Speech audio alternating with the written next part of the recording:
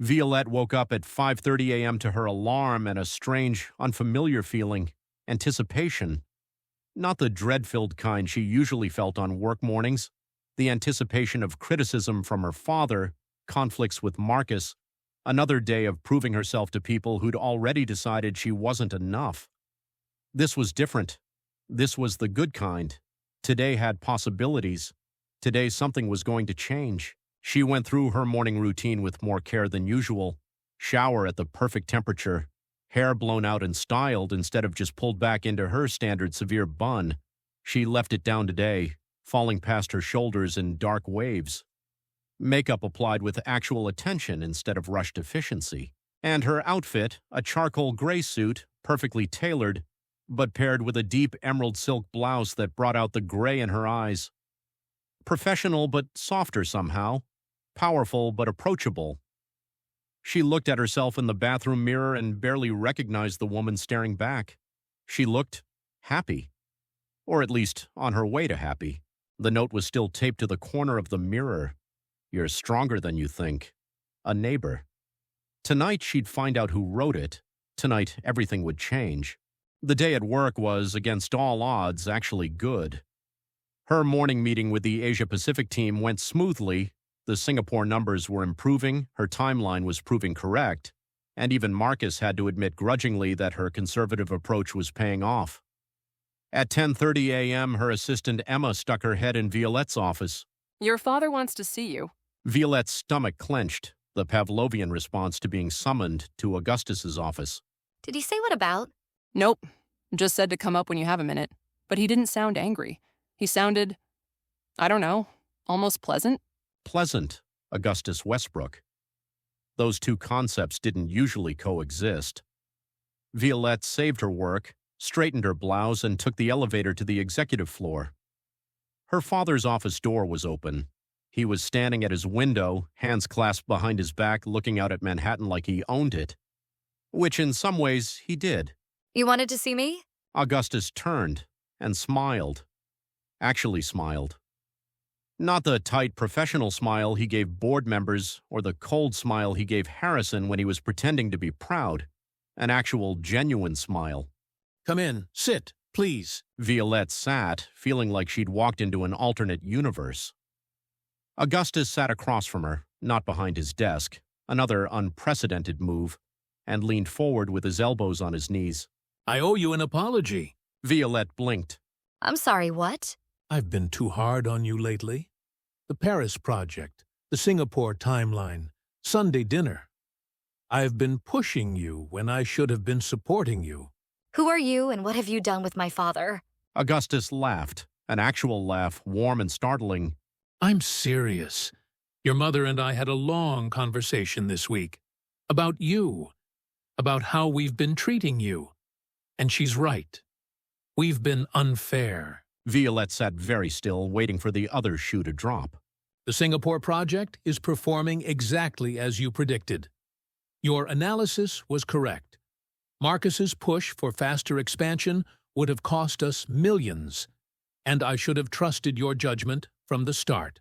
Okay, thank you. I'm also reconsidering the Paris project. Harrison's proposal is flashy, but it lacks the depth yours would have had. I'd like you to partner with him on it. Equal authority. Make sure it's done right." This had to be a dream, or a trap. But Augustus's expression was genuine, open in a way she'd never seen before. I'd like that. Thank you. And one more thing. He stood, walked to his desk, pulled out an envelope, handed it to her. Open it. Violette opened the envelope. Inside, 2 tickets to the Westbrook Foundation Gala, next month, the biggest event of the year. I want you to bring a date. Not Julianne. Someone you actually want to be with. Someone who makes you happy. Your mother and I, we want you to be happy, Violette. Not just successful. Happy. Violette felt tears threatening and blinked them back. Dad, I don't know what to say. Say you'll come. Say you'll let us try to do better. Be better. I know I'm not an easy man to have as a father. I'm demanding. I'm critical. I see the flaws before I see the successes. But Violette, You are extraordinary. You've always been extraordinary. And I'm sorry I don't tell you that enough. That. The tears came anyway. She couldn't stop them. Augustus handed her a handkerchief, monogrammed because of course it was, and waited while she composed herself. Thank you. That means everything. Good. Now go back to work. Show Marcus how it's done. And Violette? Take the afternoon off. It's Friday. You've worked hard all week. Go do something that makes you happy. Violette left her father's office feeling like she was floating, like the universe had tilted on its axis and suddenly everything was possible. Her father was proud of her. Her work was being recognized. She was being treated like the competent, valuable executive she'd always been. At 12:30 p.m., she had lunch with Patricia from HR, who took one look at her face and said, Okay, what happened? You look like you just won the lottery. My father apologized to me. Patricia set down her fork. Augustus Westbrook apologized. To you, his daughter, voluntarily. Yes, Are we sure he hasn't been replaced by a pod person? Violette laughed. I know. I'm still processing. What did he say? She told Patricia everything, the apology, the praise, the Paris project partnership, the gala tickets. Patricia listened, expression skeptical throughout. That's wonderful, Vi. Really, but can I ask you something? Of course. What changed? Augustus doesn't just wake up one day and decide to become Father of the Year. Something prompted this. He said my mother talked to him. About How they've been treating me. Patricia nodded slowly. Okay, that's plausible. Catherine has always been softer than Augustus. Maybe she finally pushed back. You sound doubtful. I'm not doubtful. I'm cautious. I've known your father for 15 years. He doesn't do anything without strategy. This apology might be genuine, or it might be something else. Like what? I don't know, but just don't let your guard down completely. Enjoy the moment, but stay aware. It was the second time this week someone had warned Violette to be careful. First Carver, now Patricia. Maybe she needed to start listening. But today she didn't want to be cautious. Today she wanted to believe that good things could happen, that her father could change, that she could have the relationship with him she'd always wanted, just for today. At 2 p.m., Violette left the office. Augustus had told her to take the afternoon off, and for once she was going to actually do it. She went home, changed out of her suit into jeans and a soft gray sweater, and stood in her apartment trying to decide what to do with an unexpected free afternoon. She could read, watch a movie, take a walk through the city. Or she could prepare for tonight.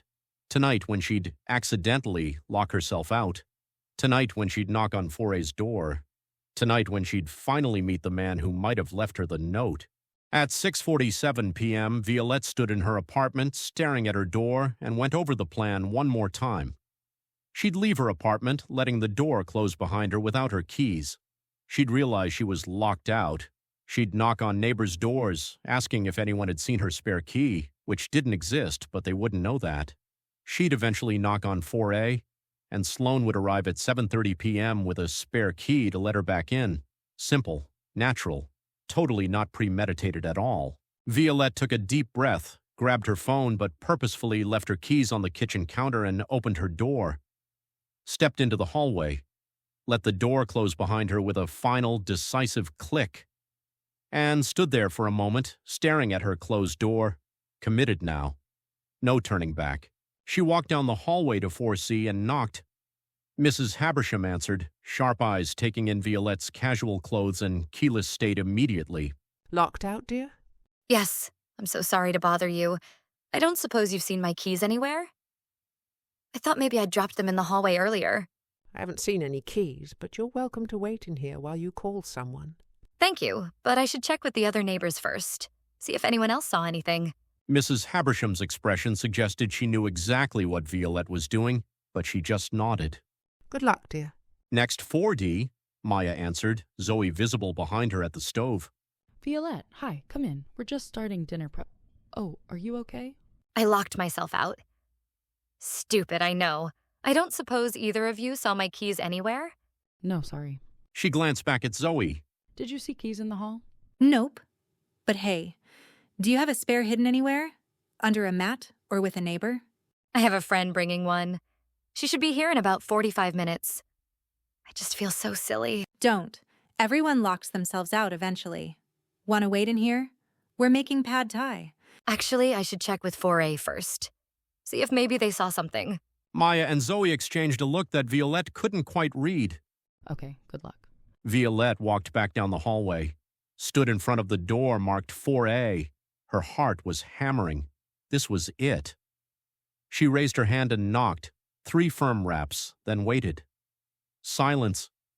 Maybe he wasn't home. Maybe this whole plan was... She heard movement inside, footsteps approaching the door. Then a male voice, slightly muffled by the door. Just a second. More movement, water turning off. Like someone had been in the shower. Oh no, she should leave, come back later. This was... The door opened, and Violette forgot how to breathe. The man standing in the doorway was stunning. Tall, 6'2", maybe 6'3", broad shoulders that tapered to a lean waist, dark hair, slightly wet, water droplets still clinging to his neck and collarbone, scruff on his jaw that suggested he hadn't shaved in a few days, dark eyes that were currently wide with surprise, and he was wearing nothing but a towel slung low on his hips, secured by what looked like a precarious tuck, revealing a torso that was absurdly, unfairly perfect. Defined abs that suggested he actually used them for physical work, not just gym vanity. A V-line that disappeared beneath the towel in a way that made Violette's brain temporarily malfunction. He was glistening, actually glistening. Water droplets on his shoulders catching the hallway light like he was in some kind of cologne commercial. This was not fair.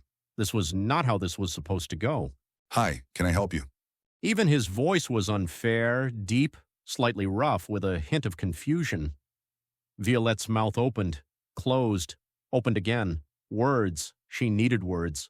She was a COO. She negotiated billion-dollar deals. She managed hundreds of employees. She could certainly form a coherent sentence in front of an attractive man in a towel. I'm so sorry. I didn't mean to. I was in the shower. You were in the shower. I locked myself out of my apartment. I'm your neighbor, 4B, Violette. He smiled, and somehow that made it worse. He had a beautiful smile, genuine and warm and slightly amused, like he could tell she was flustered and found it charming rather than pathetic. Thorn, and you're fine. Give me 1 second. Let me throw on some clothes. No. The word came out too loud, too urgent. Thorn's eyebrows rose. I mean, you don't have to get dressed on my account. I just needed to ask if you'd seen my keys anywhere? In the hallway? I know it's a long shot, but I'm locked out and I have a friend bringing a spare key, but she won't be here for another 45 minutes. And I thought maybe... She was babbling. Stop babbling. I haven't seen any keys, but you're welcome to wait in here. Better than standing in the hallway. I don't want to impose... You're not imposing. Come in. He stepped back, holding the door open. Violette hesitated for exactly half a second before walking into apartment 4A. It was almost identical to her apartment in layout, same floor plan, same windows, but completely different in feel. Where hers was all sleek minimalism and expensive furniture, his was bare. Moving boxes still stacked against one wall, minimal furniture, a couch that looked comfortable but worn, a coffee table with a laptop and some electrical blueprints spread across it. He'd only been here 2 weeks, still settling in. Sorry about the mess. Still unpacking. It's fine. You should see my place when I'm... Actually, no, my place is always pristine, but only because I'm never home long enough to mess it up. Why was she telling him this? Sit. Let me grab you some water. Or wine. I have wine. Picked some up yesterday, thinking I should probably stock the place like an adult. Wine would be great, actually. Thank you. He walked to the kitchen, open concept just like hers, and Violette tried very hard not to stare at the way his back muscles moved as he reached for wine glasses. The towel was still slung dangerously low. One wrong move and it would stop it. She was not a teenager. She was a grown woman who could handle being in the same room as an attractive man in a towel without turning into a puddle. Even if said man looked like he'd been specifically designed to make women lose their minds. Thorn returned with 2 glasses of wine, a decent Pinot Noir, she noticed, and handed her one. Make yourself comfortable. I'm going to throw on some actual clothes. Be right back. He disappeared down the hallway toward what was probably the bedroom. Violette sat on his couch, sipped her wine, and tried to process what had just happened. She'd knocked on her neighbor's door. Her neighbor had answered wearing nothing but a towel and a dangerous amount of sex appeal. She was now sitting in his apartment, drinking his wine, waiting for him to get dressed. This was not how she'd imagined this going. This was better and worse simultaneously. Thorne returned 3 minutes later wearing jeans and a soft gray Henley that somehow still managed to show off his physique, the fabric fitting just right across his shoulders, the sleeves pushed up to reveal forearms that suggested he did actual physical work for a living. He'd dried his hair, but it was still slightly damp, falling in dark waves that framed his face. He looked good in the towel. He looked dangerous in actual clothes. Violette took a larger sip of wine than was probably appropriate. So you're in 4B? Yes. Moved in about 2 years ago. I'm in electrical contracting. Own a small company. Just moved here from Brooklyn last Monday. Do you like the building? It's nice. Quiet. The walls are thick, which is good. I had thin walls in my last place, and you could hear everything. Violette felt something twist in her chest. The walls were thick. She'd always thought she had total privacy. No one could hear her crying. Her fights with Julian, her late-night phone calls with Sloane. She was safe, private, alone. Except for the note. Someone had known she needed encouragement. Someone in this building had noticed. She looked at Thorne, at his kind eyes and genuine smile, and the way he'd invited her into his home without hesitation. Was it him? Had he left the note? Can I ask you something? The words came out before she could stop them. Sure. Last Friday morning, did you see anyone in the hallway? Around 6 a.m.? His expression shifted. Just slightly. Something that might have been surprise or recognition or guilt. Why do you ask? Someone left something under my door. Friday morning, and I'm trying to figure out who. What did they leave? Should she tell him? Would it be weird to tell him? A note. Just a few words. Something kind. Something I really needed to hear that day. Thorne was very still, looking at her with an intensity that made her feel seen in a way she hadn't felt in years. And you want to know who left it? I do. I want to thank them. Silence stretched between them. Then Thorne said, I didn't see anyone in the hallway that morning. I left for work around 6:15, but the hallway was empty when I left. It wasn't an answer to the question she'd actually asked, but it also wasn't a denial. Violette studied his face, the way he was looking at her, the careful way he'd phrased his response. He knew something, or he was something. Before she could press further, her phone buzzed. Text from Sloane. I'm here, downstairs with your spare key. Should I come up? It was 7:28 p.m. Sloane was 2 minutes early. Violette texted back, yes, 4th floor. I'm in 4A. She looked up at Thorne. My friend's here, with my key. That was fast. She's efficient. Thank you. For the wine. For letting me wait here. You didn't have to do that. I wanted to. And Violette? Yes? Whoever left you that note, they were right. Her breath caught. About what? About you being stronger than you think. He said it with such certainty, such conviction, like he knew, like he'd been watching, like he'd been listening. Before Violette could respond, there was a knock on Thorne's door. He opened it. Sloane stood in the hallway, bright red hair pulled back in a ponytail, doctor's bag over her shoulder like she'd come straight from the hospital, holding up a key with a triumphant grin. One spare key, as requested. Then she saw Thorne and her eyebrows shot up. Oh, hello. Hi. You must be the efficient friend. Sloane. And you must be the neighbor who rescued my girl from hallway exile. Thorne. And she wasn't exiled, just temporarily displaced. Violette stepped between them before Sloane could say something embarrassing.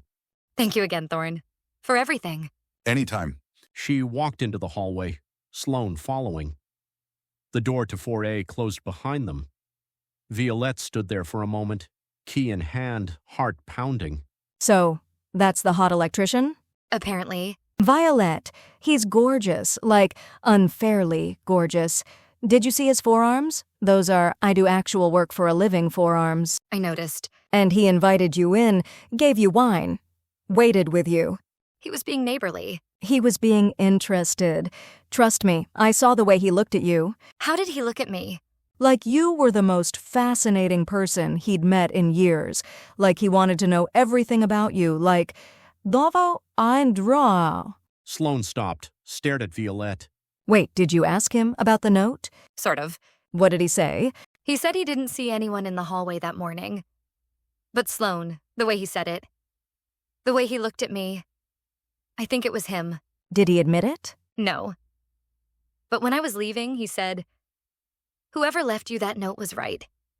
You are stronger than you think." Sloane's eyes widened. Oh my God, it was definitely him. Maybe. Vi, it was him. And he's into you. And you're into him. This is perfect. I just met him. So, the best things start with just meeting someone. They walked to Violette's door. She unlocked it with the spare key Sloane had made weeks ago for exactly this kind of emergency, or manufactured emergency as the case may be. Stepped inside her apartment, stood there in her entryway trying to process everything that had just happened. Are you going to see him again? We're neighbors. I'll probably see him in the elevator. That's not what I mean. I know what you mean. And I don't know, maybe, if he... A knock on her door. Both women froze. Violette opened it. Thorne stood in the hallway, still in his jeans, and Henley holding something in his hand. A legal pad. Yellow, standard. The kind you could buy at any office supply store. I think you dropped this. In the hallway, just now. Violette stared at the legal pad. She hadn't dropped anything. She didn't own a legal pad. But the way Thorne was looking at her, steady, meaningful, like he was saying something without saying it, made her take it anyway. Thank you. No problem. Hey, if you ever need anything, neighbor stuff, building questions, someone to wait with while your friend brings a key, I'm right next door. I'll remember that. He smiled, walked back to 4A, closed his door. Violette stood there, legal pad in hand, heart racing. Sloane was staring at her. Vi, what just happened? Violette opened the legal pad to the first page. Someone had torn off the top sheet. Recently. The tear pattern was familiar. She walked to her bathroom, pulled the note from her mirror, and compared the torn edge to the legal pad. Perfect match. She turned to Sloane, who'd followed her. It was him. He left the note. And he just told me without telling me. By giving you the legal pad. By giving you the legal pad. That's actually kind of romantic. It's terrifying. Why terrifying? Violette looked at the note, at the legal pad, at the evidence of a neighbor who'd been paying attention, who'd noticed she was struggling, who'd cared enough to leave 8 words that had changed everything. Because he's been listening. Somehow he's been listening, and he knows things about me I didn't know anyone knew. And I don't know if that's sweet or creepy or both. Did you ask how thick the walls actually are? He said they're thick. He said you can't hear anything. Then how did he know you needed that note? I don't know. They stood in Violette's bathroom, staring at the evidence, trying to solve a mystery that was getting more complicated by the minute. Finally, Sloane said, So, what are you going to do? I don't know. Are you going to talk to him? Ask him directly? Maybe. Eventually. When I figure out how to do that without sounding like I'm accusing him of something. Or, you could just knock on his door tomorrow and say thank you. Say the note meant everything and you're glad you know who left it. And see what he says. What if he denies it? Then you'll know he wants to stay anonymous, and you can respect that. But Vi, I don't think he wants to stay anonymous. I think he just gave you that legal pad because he wanted you to know, but didn't know how to tell you. Violette looked at the note again. You're stronger than you think. A neighbor. She'd spent a week trying to figure out who'd left it, and now she knew. Her neighbor, Thorne. The electrician with kind eyes and devastating forearms who'd answered his door in a towel and made her brain stop working. The man who'd been paying attention when everyone else in her life was too busy criticizing or demanding or expecting more. The man who'd seen her struggling and had decided to help, even if it meant admitting he'd been watching. Tomorrow, she'd figure out what that meant. Tomorrow, she'd decide what to do with this information. But tonight? Tonight, she stood in her bathroom holding a note and a legal pad and felt something shift in her chest. Hope. Possibility. The sense that maybe, just maybe, she wasn't as alone as she'd always thought. Thanks for listening, and please subscribe so you don't miss an episode. And for early access and bonus episodes, become a Patreon supporter today.